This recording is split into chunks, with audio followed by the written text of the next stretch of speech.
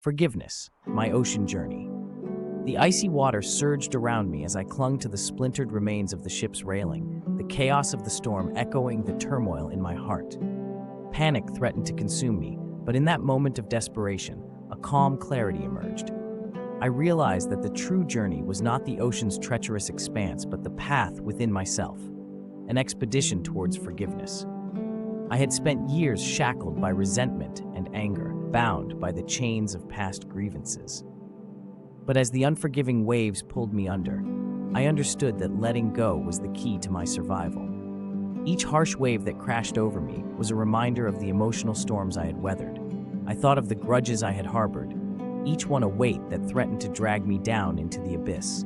It was then that I made a choice: to release the bitterness that held me captive. As I clawed my way to the surface, gasping for air, I felt a lightness I hadn't known in years.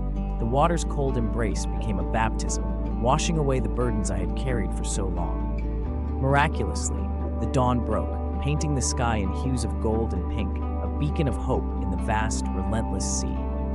I had been adrift in a sea of regret, but now I was buoyed by a newfound freedom. The lesson was clear.